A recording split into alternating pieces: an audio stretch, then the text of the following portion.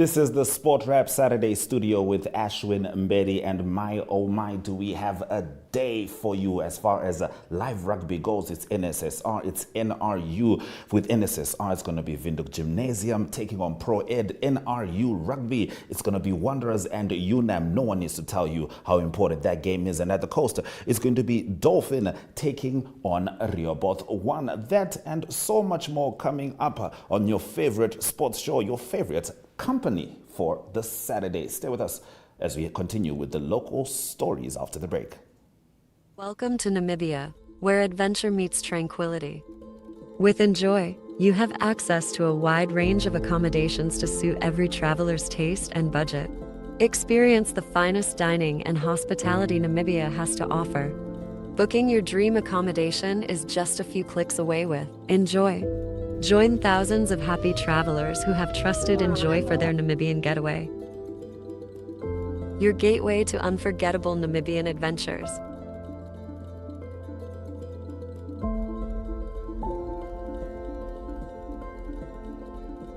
Visit us today at enjoy.my.na.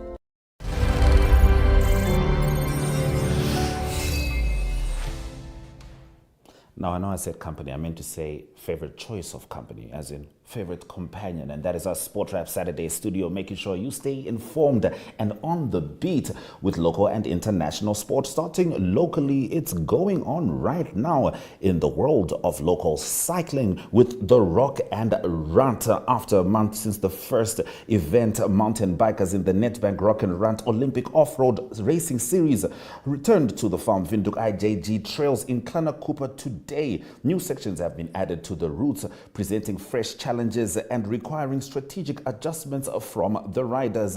Now, Hanso Dale, chairman of the Rock and Rut Mountain Bike Club, says they are looking forward to an exciting event. The series remains strong as always. We've seen some growth in participation, which we don't take for granted in a series that has been running for so many years. He said, after the main races, we will offer a fun relay race for all age groups. Now, this race was a hit last year with riders randomly drawn, oh my goodness, into teams to race against each other on a short course. It's all about fun. In 2023, more than 70 cyclists of all ages participated in the series, with Nicola Fester and Simon Keita winning the elite women's and men's categories. Now, the formidable talents of Alex Miller-Ferrer-Lusa and many other stalwarts of Namibian cycling have been forged in this series in recent years. The next two races in the series will be held at a different venue, which the organizers are excited to announce soon. Very interesting. What you saw there was the course description, and the people are going at it right now at the Nedbank Rock and Rut. Now, table tennis. It's been a while since I've spoken about table tennis. It's very good to see it back in the fray, particularly in the Namibian context. The new executive committee of the Namibian Table Tennis Association has already organized several tournaments for its junior players this year. Today, the NTTA presents its fourth competition out of 6 at Wanderers in Pioneers Park, supported by Aristec Asset Management and Simone Storm. Now, Theo Beekers, development officer of the NTTA, says at the end of 2022, the table tennis community elected a new executive committee for a 3-year term. This committee has set several goals, the most important of which is to broaden the base of table tennis in terms of the number of regions and the number of junior players. Our aim is to improve the overall standard of table tennis in Namibia and to become more competitive at the regional and continental levels over the next 2 to 5 years. That looks like it's going to be an exciting event, and we are hoping to be bringing you details from that table tennis championship happening at Wanderers in Pioneers Park a little later in the wrap-up show. Like I said, it's your favorite companion for Saturday. It's not just the morning, it's the afternoon, it's the evening. We are right here, and we have got you covered. Speaking of having things covered, we've had a team in the Caribbean, the actual Caribbean, not like just on TikTok, not a TikTok duet, like physically by the beaches, enjoying everything that comes with those beautiful islands, covering the ICC T20 Cricket World Cup. Now, this week, Pakistan did not manage actually, to beat USA, which made USA a winner in a very historic clash. The USA had never beaten Pakistan in any version of cricket, so that was a cracker for them. But the other game, the one that particularly concerns us, our there were two games. Namibia did beat Oman in a historic game as well in the Super Over at the beginning of the week. But later in the week, Namibia unfortunately fell to Scotland after 5 wickets. So here's Caribbean Cricket Joe as Brian talks to our coach and captain.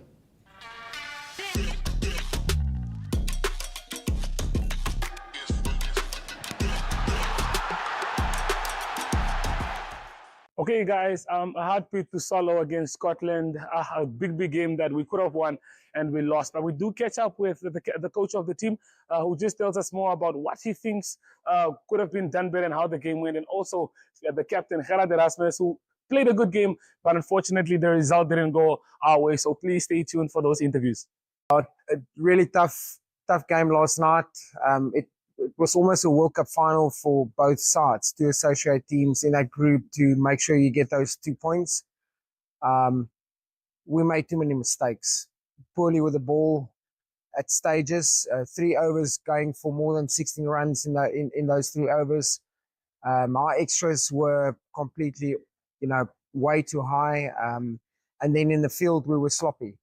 Making those mistakes with only 156 on the board, teams will take it away, and very disappointing this morning. Started off the game really well compared to Oman. Why do you think the team did better compared to Oman in the game against Scotland? No, it's just the way we played, especially in the middle, from over 6 to 16 especially. We were a lot more positive. Yes, we did lose wickets in the process, but we want to take the game forward when it comes to batting, and also on wickets like that where you can get bogged down a bit against slower bowlers. But I'm pleased that we managed to get to, and also the scoring rate in that middle period was really good to see. But in the back end, we lost too many wickets and we couldn't capitalize there. Okay, Coach, like you always know it, we can't be dwelling too much on the past. We focus on the next 2 big games that we have left. What do we expect from the team? What do you expect from the players with the 2 remaining games? Yeah, look, it's not going to get easier now. It is going to Antigua today, and you've got the two of the best teams in the world. So we've made it hard for ourselves. Not taking those points through from Scotland into the last 2 games, and then that saying of you never know what can happen then, it's just more difficult now. But if you look at England, they've got an interesting journey in this group now, playing Australia. If they lose there, they've got to come out aggressive against us and Oman. And if it doesn't come off on the day, then you can grab a couple of points there if it's your day. So we're going to stay positive. 2 big games, historical games. The first time ever we're going to play against those teams in T20 cricket. And like you said, all in itself, 2 big games. So how much of an honor is it for our players to just take on the best teams in the world? Yeah, it's a privilege. Yeah. Losing that game last night, you've got to pinch yourself and say, we're still in a World Cup. We're still halfway through this World Cup. There's so much to play for. Like you say, playing against England and Australia in a World Cup, it's just something that you dream of. And we need to just, take that as a motivation. Okay, joined by Gerard Erasmus, captain of the Namibian Eagles. Gerard, tough game yesterday. Started off really well. What do you make of the team's performance against Scotland? Yeah, I felt we were ahead of the game for most parts of that game. Maybe felt that the batting innings, we could have put an extra finish on that innings to get 10 runs or so more. But in saying that, I felt there was a decent total for us to defend on that pitch. And we've seen throughout the tournament that being quite a tricky task, and really backed our bowlers to perform on that pitch and to restrict the Scottish team. But unfortunately, a little bit of off with our skill set in that particular circumstances, and perhaps in the field not, running head on into that pressure. So disappointed with that in the field. But there's more opportunities in this tournament to come back and show how we develop them. You see, T20 showed it's a fast-changing game. Anything can happen at any time. Australia and England are next 2 big games that we do have. First time facing these giants in the T20. What does that mean for the team and for yourself? You just face one of the best teams in the world. Yeah, we've played not 2 or 3 World Cups, and we've gotten that sense of belonging amongst these players and these big teams. And yeah, I think that goes a long way into believing you can win goes a long way into how you perform against those teams. And we've beaten Sri Lanka before, and we've ran it close against the likes of Pakistan and other test nations. So it'd be very nice to see where our squad has gone over the last couple of years in terms of their roles and their development, and if more players in the squad can stand up and make big names for themselves. Okay, I had a good game yourself, 50 runs there. Just tell us about the experience and how you felt about that. Yeah, I felt I was quite on song on the day, and I needed that sort of performance to also believe in myself for the next couple of games. So that was great, but in a team sense, it doesn't really matter if you don't win. So yeah, it's still disappointing, to be honest. Okay, on the way to Antigua, last 2 games to look forward to. What do you think the team should do different this time to try and maybe make out the result, or to just get a better result here? Well, I think if the Scottish team put us under pressure there and thought we didn't quite run, as I said, head on into that pressure, then the next 2 teams are going to do that with high skill, high tempo. They're going to do that even more. So we're going to have to be mentally ready for that type of battle, and hopefully go head on into that battle. We are certainly wishing the Richelieu Eagles all the best as they continue on their quest at the ICC T20 Cricket World Cup from one national team to another. I had a chat this week with John Haynes, who is the CEO of the Namibia Rugby Union, about some exciting clashes coming up with the Valvichas.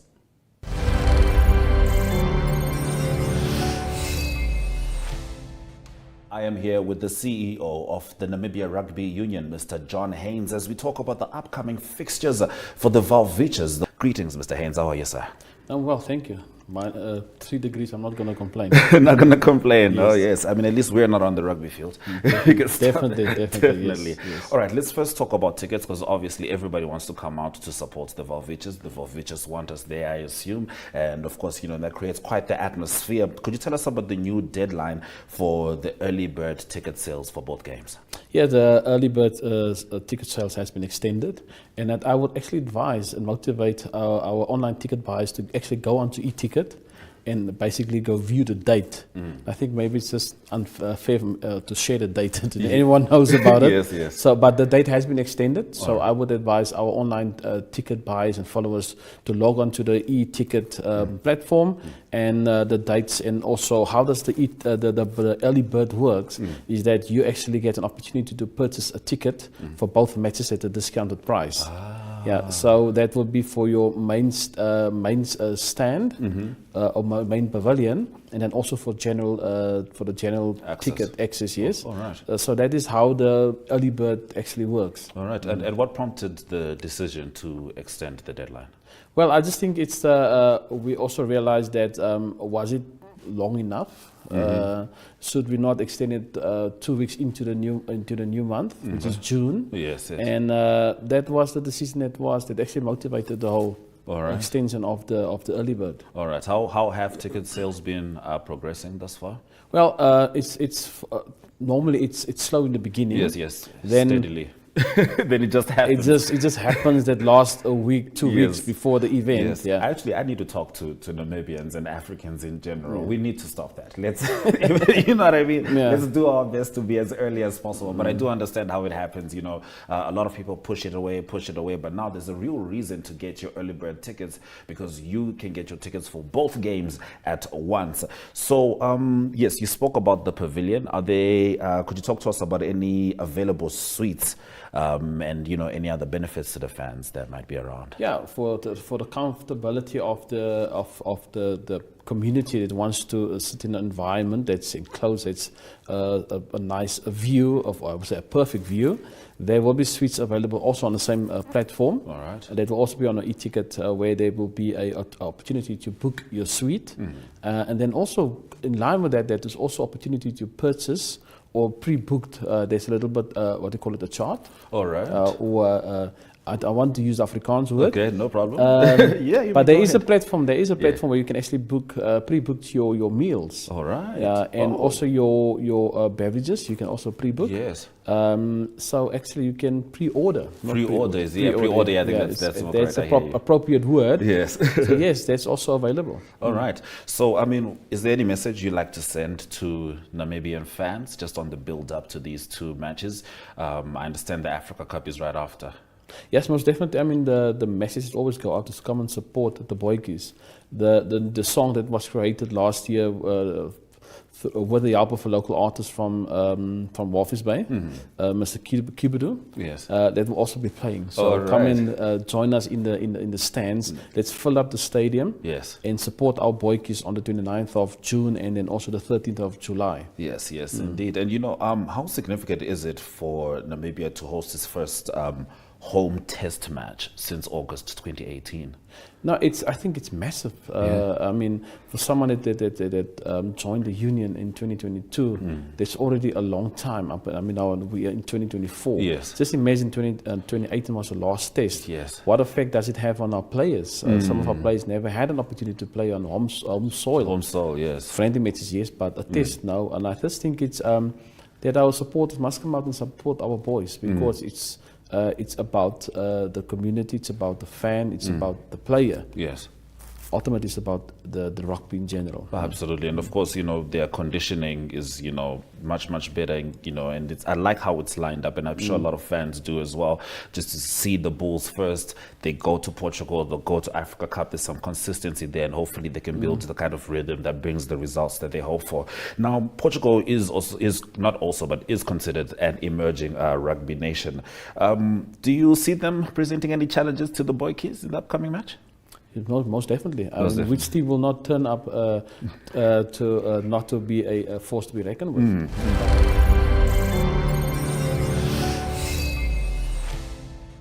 This weekend, NTV brings you thrilling rugby clashes. In NSSR, it's Vindhoek Gymnasium versus Pro Ed live from 11:45. From 3:30 p.m., it's Wanderers versus UNAM in the Premier League. And then Dolphin and Rehoboth clash at the coast from 3:30. NTV, the best place to be when you need local sport.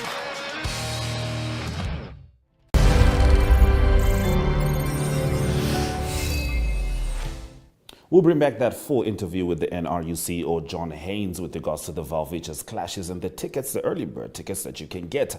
For now, you have a game that you don't need tickets for. I'm serious. You don't need tickets because you're right here. We are about to cover some NSSR rugby. But before we get into it, let's look at the log. Sitting at the top is Vindhoek Gymnasium, and they're going to be one of the teams clashing today. Vindhoek High School is sitting on second on 18 points. So is Tsumeb Gymnasium. Tsumeb getting it done this season, sharing those points. Well, not sharing, having the same points as Windhoek High School. El Natan is sitting at fourth with 12 points. 1 point behind them is Windhoek Afrikaans Privaat School. On sixth is Moria on 10 points. The other team that we are showcasing today, Pro Ed Academy, sits at seventh. And on eighth is Walvis Bay Privaat School sitting on sixth. So very interesting how the log looks right now. It's looking pretty tight. We do know that Windhoek Gymnasium is quite dominant. Let's look at the clash again that we are about to swing over to you. It is going to be Windhoek Gym versus Pro Ed live on NTV, and it's going to be one interesting clash. Why? Because Pro Ed has a lot to prove. Windhoek Gymnasium has to get it done, and we're excited to see how this one will go. From me, Ashwin Betty, I'm going to swing you over just now. But before I do that, let's have a look again at the clashes for the day in that video that we started off this segment with. This weekend, NTV brings you thrilling rugby clashes. In NSSR, it's Windhoek Gymnasium versus Pro Ed live from 11:45. From 3:30 p.m., it's Wanderers versus UNAM in the Premier League. And then Dolphin and Rehoboth clash at the coast from 3:30. NTV, the best place to be when you need local sport. So those are the clashes you can expect throughout the day, but the clash we're sending you to right now is NSSR Windhoek Gymnasium, the Lions taking on Pro Ed. Enjoy.